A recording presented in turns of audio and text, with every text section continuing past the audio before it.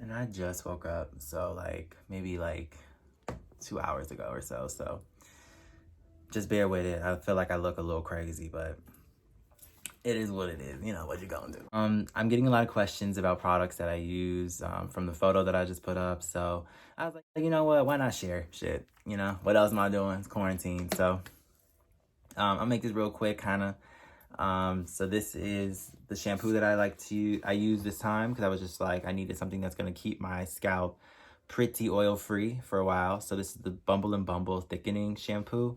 I like thickening products like this, especially shampoos. I won't use the conditioners too much because it tends to make my hair too big and tends to make it kind of if it gets on like my ends and stuff, it makes it frizzier faster for me. So I don't like to use it on anything else but my scalp, and usually it's just the shampoo. If I tend to use a conditioner too, it's literally only on my scalp, like right up here. I don't put it anywhere else because I don't want it to get, I don't want to expand my curls down here because then it tends to get too big and too frizzy looking. So Bumble and Bumble thickening shampoo right on my scalp. After that, rinse that out. I tend to towel dry my hair first, and then I apply my conditioner or a mask, whatever I'm gonna use afterwards. So for conditioner wise, I use this mask. It's Wella Brilliance. It's for coarse hair. I don't know if you can see that down there. It's kind of backwards because, yeah. So coarse hair, there's two different ones. There's a fine medium and there's also a coarse hair one. So if you're a client that has more like finer hair and it's like, you know, on the thinner side, or like, you know, it's just less dense. And also if you touch your hair, you can tell the difference too. So if your hair has like a finer, like feathery feel to it, you know, it's fine. If it has more of like a harder, coarser texture, then the coarse one is the one you want to go. So it's also specifically for color treated hair. So that's why I like this one, because my hair is color treated. And I just like to use things that are kind of accustomed to the processes that my hair have gone through. So kind of helps treat it for what I put it through, you know? So I actually let this mask sit for about like 5 to 10 minutes, something like that. And in that time, I tend to brush it out. So this is my wet brush. It's a little beat up, just because it's been in my gym bag. So it just kind of got scraped and stuff, but it's a pretty good still brush. See, all the bristles are still there. The reason I like this is because if you look at the bristles, I really like how flexible it is. So you see, I don't even need much like tension for it to bend like this, but I use this literally in the shower. So like I said, I do it with my conditioner too. So there are times when I will put conditioner in and then brush it out.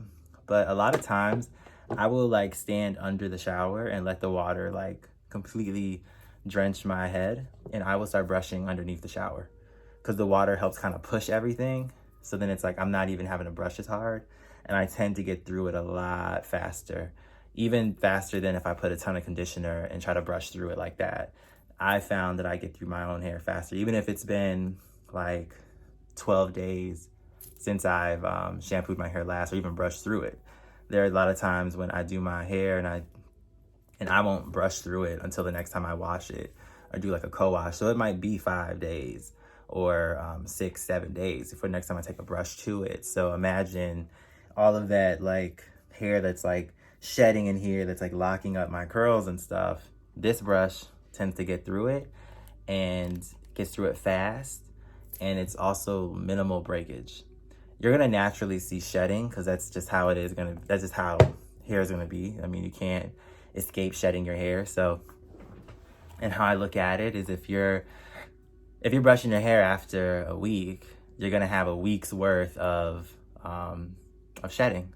So don't be alarmed that it's a lot of hair or if it feels like a lot, because if it's a week's worth of hair, it's gonna be a lot. You naturally lose about 100 or so hairs a day. So a week, that's 700 hairs possibly, or just in general. So just keep that in mind. Don't be too alarmed. Like, this came out of the brush before you might have seen a lot of girls talk about you shouldn't brush through your hair, whatever. I don't personally believe that because I don't think wide tooth combs are effective enough of getting out the dead hair that gets stuck in hair.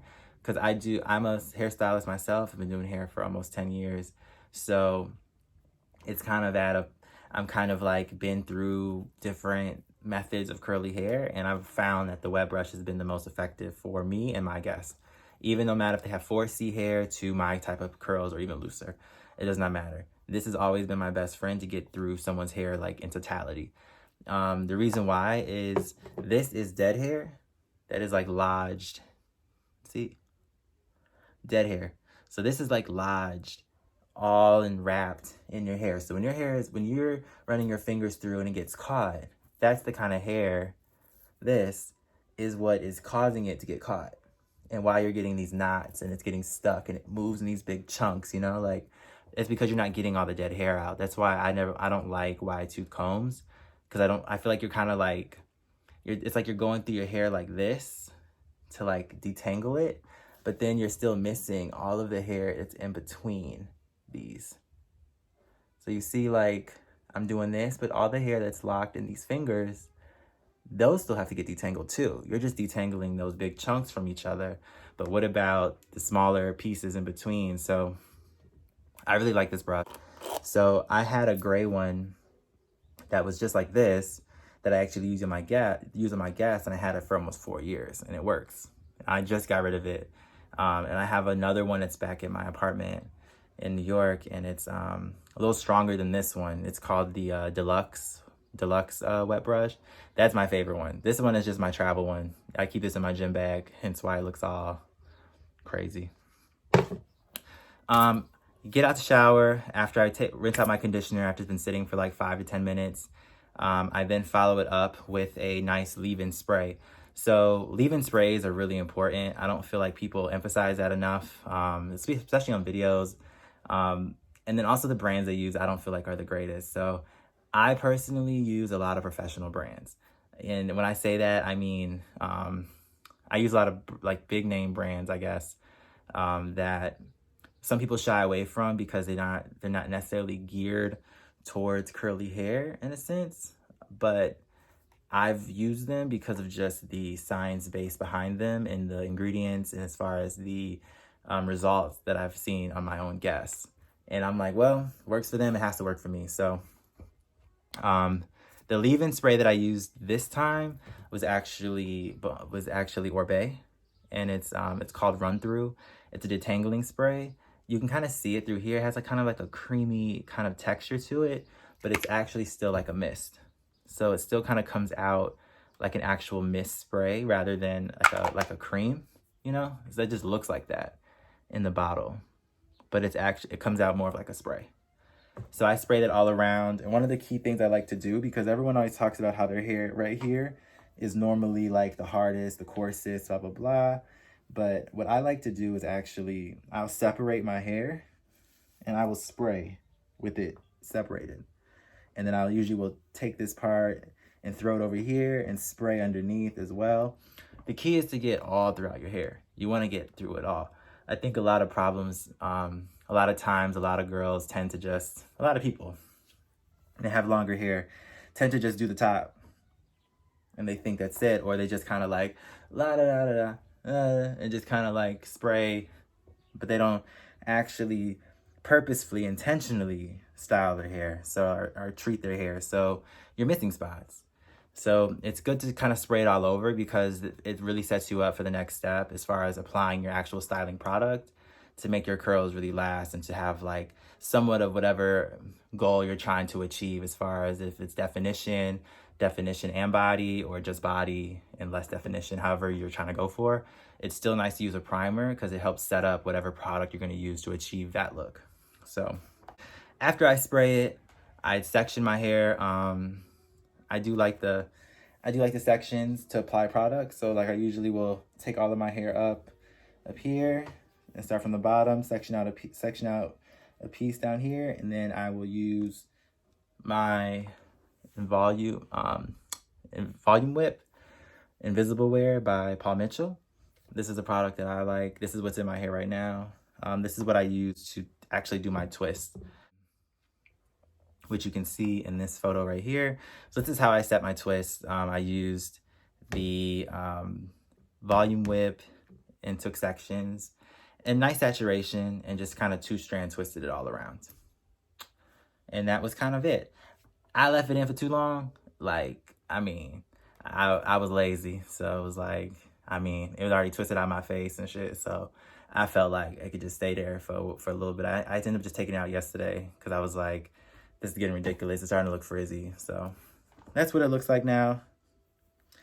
It came out pretty decent. I can normally make my hair curl like this naturally. I just wanted to see what it looked like if I were to do a 2-strand twist. So that was actually my first time wearing it like as like a look. I always see it. I've even done it on guests, but I've never done it to myself. So if you like these videos, I will actually try to post more. It's been a thing that I've been trying to get into, but now all I have is time.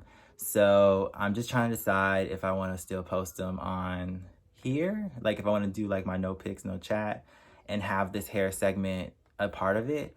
Because if this turns out to be decent, then I'll keep posting videos. But I want to know if you would prefer a mix of things around hair and beauty on my no pics channel, or do you feel like Real Hair Talk would probably be a nice, would just be the place I put hair stuff? Because I would like to talk about other things as well as time goes, but for now, I get questions about my hair all the time, so I was like, maybe Real Hair Talk will be the thing, but we'll see, okay? So if you like it, subscribe, not there yet. Follow me. You can follow me via Twitter, no pics, no chat. If you want to follow me on Instagram, that is also no pics, no chat. This is where I will be trying to, I guess, share some knowledge with some people and try to get our curl shit together while we're on this hiatus, I guess. All right.